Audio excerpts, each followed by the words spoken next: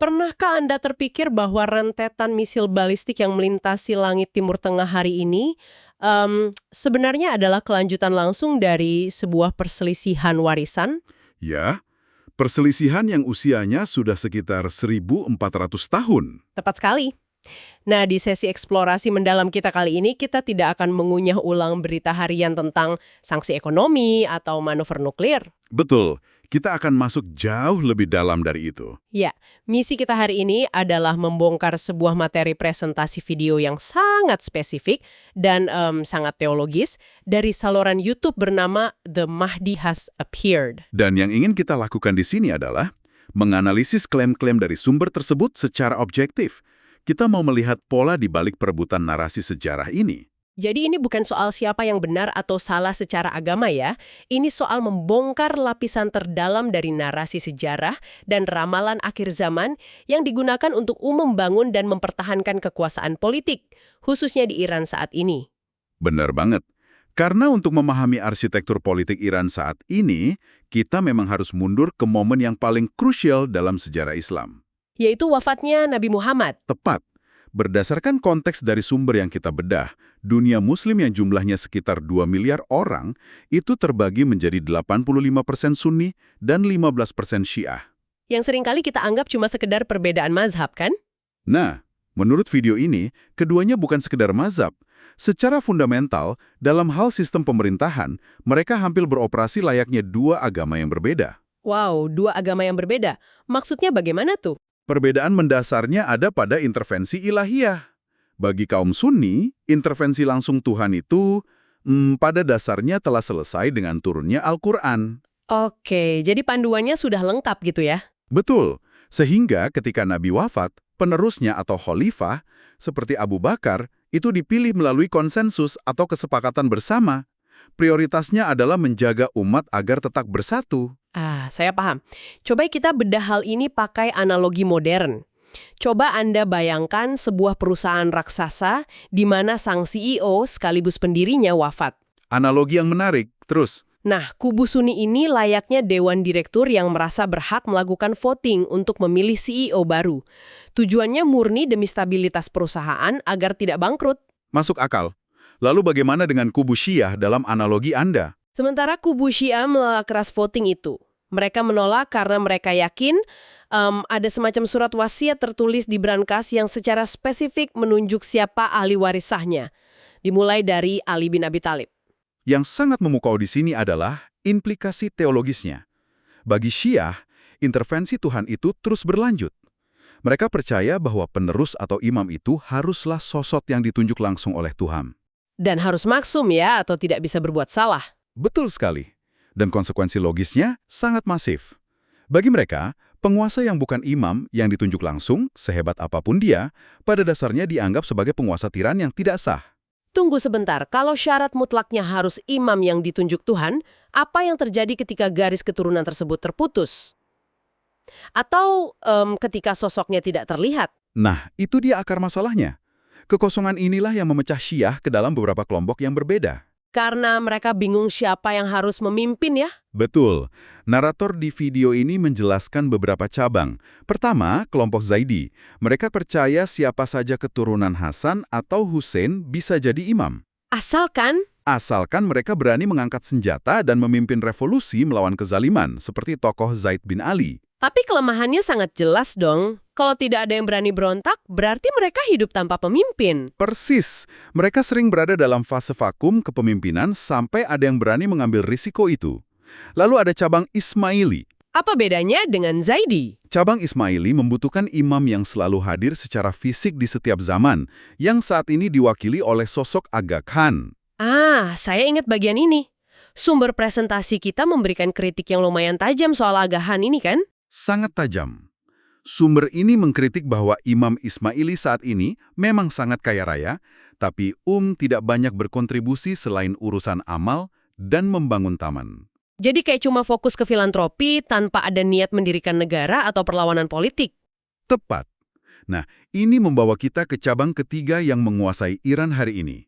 Kelompok Imamiyah, atau biasa disebut 12ers. Syiah 12 imam. Betul, mereka percaya pada 12 imam, di mana imam ke-12, yaitu Al-Mahdi, menghilang atau gaib sejak kecil, dan dipercaya akan kembali di akhir zaman. Bagian ini yang benar-benar menarik buat saya. Coba Anda pikirkan. Jika Anda adalah penganut 12ers yang populasinya ratusan juta jiwa, Ya, bagaimana Anda bisa menjalankan sebuah peradaban, apalagi sebuah negara yang kompleks, jika pemimpin sah Anda sedang bersembunyi dan absen dari dunia nyata? hal ini memunculkan pertanyaan penting. Dan absennya imam inilah yang memicu krisis besar. Kekosongan absolut ini memaksa sebuah inovasi teologis dan politik besar-besaran. Inovasi yang akhirnya melahirkan sistem negara Iran modern yang kita lihat hari ini ya? Tepat sekali, karena imam ke-12 absen, harus ada yang mengambil alih kemudi. Dan masuklah para ulama. Tapi bagaimana caranya sekelompok ulama tiba-tiba mengambil alih otoritas suci? Sumber video ini memaparkan bagaimana para ulama 12ers perlahan-lahan mengklaim diri sebagai ahli waris para nabi selama masa kegaiban imam. Secara bertahap ya? Ya, mereka mulai menciptakan gelar-gelar yang menurut klaim sumber ini bahkan tidak pernah dipakai oleh para imam asli itu sendiri. Contohnya gelar seperti apa? Mulai dari Hujjat al-Islam, yang berarti bukti Islam, lalu meningkat jadi Ayatollah, yang artinya tanda Tuhan, hingga puncaknya Ayatollah al-Udma. betul, yang berarti tanda Tuhan yang paling besar. Gelar-gelar ini memproyeksikan aura ilahiyah.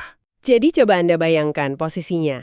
Otoritas mutlak yang tadinya hanya milik sosok ilahiyah yang suci, kini didelegasikan dan dikelola oleh institusi birokrat agama yang menguasai negara. Dan ini melahirkan konsep penting di Iran, di mana ulama memiliki otoritas layaknya imam yang dikenal dengan wilayah. Dan ini bukan cuma soal politik kan? Ada dampak langsung ke ibadah personal. Sangat ada. Sumber ini menyatakan bahwa Iran mengajarkan kewajiban taklid atau meniru pada ulama spesifik seperti Sistani atau Khamenei. Kalau seseorang menolak untuk taklid, Diajarkan bahwa tanpa ketaatan itu, puasa atau ibadah orang tersebut tidak akan diterima oleh Tuhan. wow. Itu adalah monopoli spiritual yang luar biasa efektif. Tapi, sekedar mengganti gelar kan tidak cukup untuk meminta rakyat mengorbankan nyawa dalam perang ya? Tentu tidak. Sebuah negara butuh narasi epik yang menyatukan. Disinilah sumber kita melancarkan kritik paling tajamnya terhadap pemerintahan Iran. Ya, bagian tentang mengotak-atik ramalan masa depan. Bagaimana mereka meretas literatur apokaliptik. Betul. Presentasi ini membongkar dokumen dan pamflet dari penerbit ternama di Lebanon, seperti Dar al-Mahacha al-Baida dan Dar al-Aruf. Dan pamflet ini didistribusikan secara luas ke negara-negara Arab ya? Ya, buku-buku ini secara sistematis mencocokkan tokoh politik modern dengan ramalan akhir zaman kuno. Contohnya gimana? Saya ingat ada soal Ayatollah Khomeini. Benar. Khomeini diklaim sebagai pria dari Qum dalam ramalan yang akan memulai revolusi suci. Padahal Sumber itu mencatat dia sebenarnya lahir di kota Khomein, bukan Qum. tepat. Fakta geografis dibelokkan sedikit agar pas dengan ramalan. Lalu contoh lain yang sangat kentara adalah Mahmud Ahmadinejad. Oh iya, mantan presiden Iran itu. Kenapa dengan dia? Mesin propaganda ini mengklaim Ahmadinejad sebagai figur legendaris bernama Shuaib bin Salih. Dan alasannya? Coba Anda tebak. Alasannya murni fisik dan persona politik, karena Ahmadinejad berbadan kurus, berkulit gelap, dan dijuluki sahabat rakyat.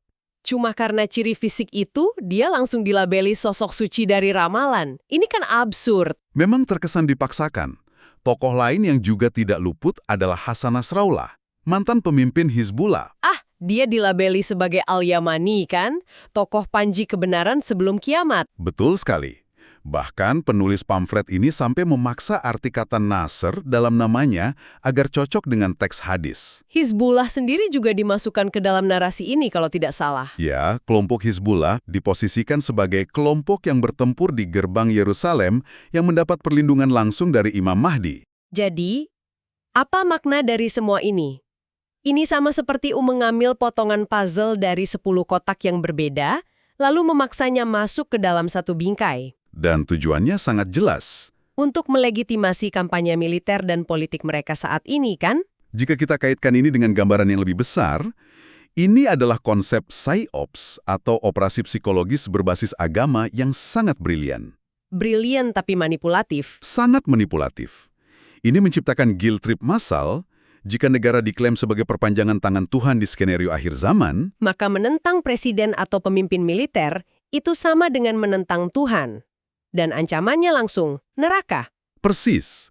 Ini cara yang sangat efektif untuk membungkam oposisi dan memobilisasi tentara muda ke garis depan. Menakjubkan betapa rapinya manipulasi ini dibongkar oleh pembuat video. Tapi, ini membawa kita ke plot twist terbesar dari presentasi ini. Dan ternyata, narator ini bukanlah seorang pengamat politik sekuler atau analis independen. Lalu siapa mereka? Mereka adalah kelompok mesianis baru yang menyebut diri mereka Ahmadi Religion of Peace and Light. Agama Kedamaian dan Cahaya Ahmadi. Ya, mereka ini adalah pengikut fanatik dari sosok bernama Ahmad Al-Hasan. Dan tebak, siapa sosok ini menurut mereka? Jangan bilang kalau Dia adalah Al-Yamani yang asli. tepat sekali. Mereka meyakini Ahmad Al-Hasan sebagai Al-Yamani sejati, bukan Hasan Nasrallah. Tunggu, ini adalah sebuah ironi yang luar biasa. Coba Anda bayangkan. Sang narator dengan sangat fasih membongkar bagaimana agama digunakan sebagai alat propaganda politik oleh Iran hanya untuk kemudian berbalik dan menyajikan klaim ilahiyah versi mereka sendiri. Betul.